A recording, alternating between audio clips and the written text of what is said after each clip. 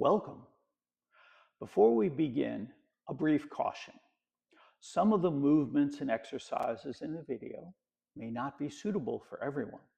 If you have any questions or concerns about your ability to safely perform these exercises and movements, please stop immediately, consult with the appropriate member of your healthcare team, and only proceed when all of your questions and concerns have been appropriately addressed.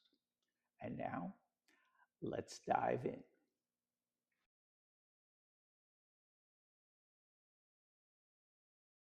We're learning part 2 of Dr. Paul Lamb's TCA set.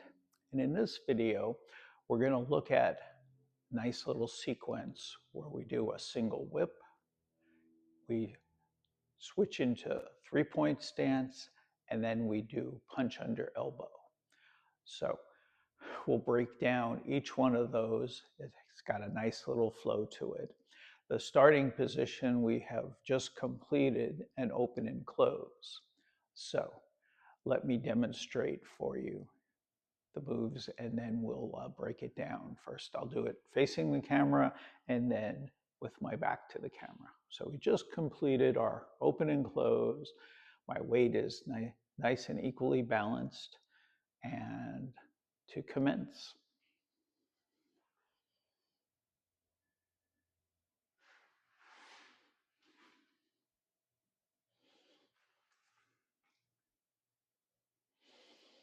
Okay, so let me do that facing the other way.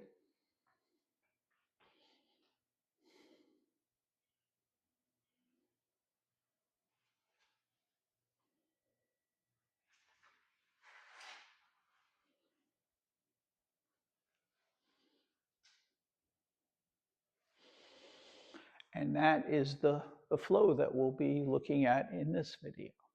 So to begin, let's talk about all important stepping and weight shifts, because if you've got that right, you're good. And if you don't have that quite right, it doesn't matter what the hands are doing. So we always start from the all important weight shifts. When I'm starting out here, I've got my weight equally balanced at the conclusion of that open and close. So the first thing I've got to do is pour the weight into my right leg, and that then will allow me to step with the left. And what I try to do is to step back a little bit, not too much, but just enough so that when I make the turn and I'm in 3-point, I won't have to pick up and adjust that foot again. If you haven't quite got the footwork on the single whip right, you might have to pick up your foot and adjust it, but it feels and looks a lot better if you've worked it out so that you are taking a slight step back. In this case, I'm stepping back just about the length of my foot, not very much. But then when I pivot, I am in a good position for 3-point without having to make a lot of adjustments. Okay, so now this single whip, starting from our open and close position. And so weight into the right, step with the left. And as I'm doing that, I am turning my palms out, and I'm following my right hand, looking out over the hand. I'm not staring at the hand, but I'm just looking out past the fingers. My left hand has traveled a little bit. My right hand has traveled a little bit. And I'm ready. The weight is still here. So let's put that together a little more smoothly. And step and open the hands. All the weight being in the right leg at this point and looking out over that right hand. From the back, what that looks like. Weight into the right, step with the left, open. Okay, so In that position, you should feel very balanced. You should feel like you can hold that position for quite a while without discomfort, because not really firing many muscles to keep me into position there.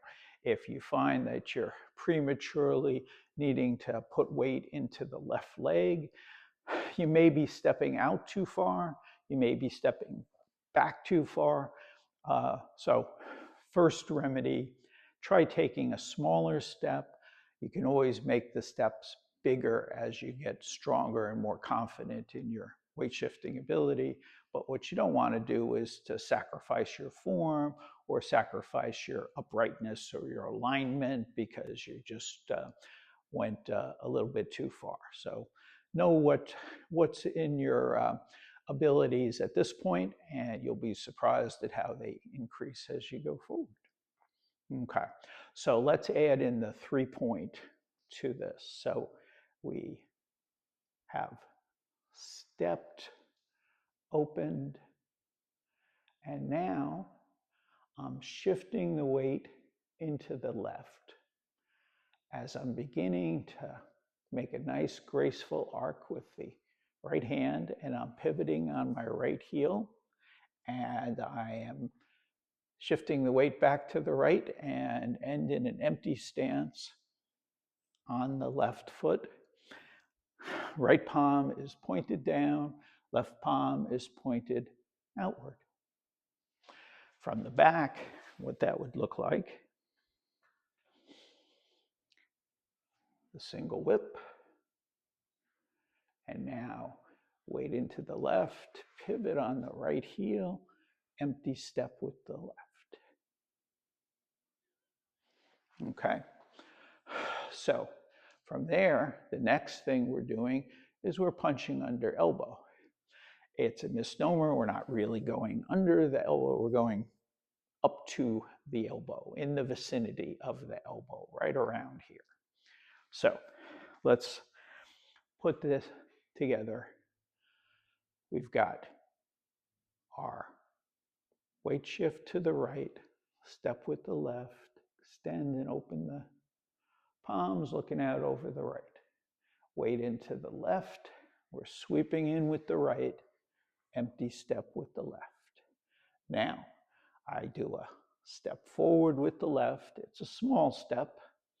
And as I'm doing that, I begin to pour the weight into the left, and now I pick up my right heel.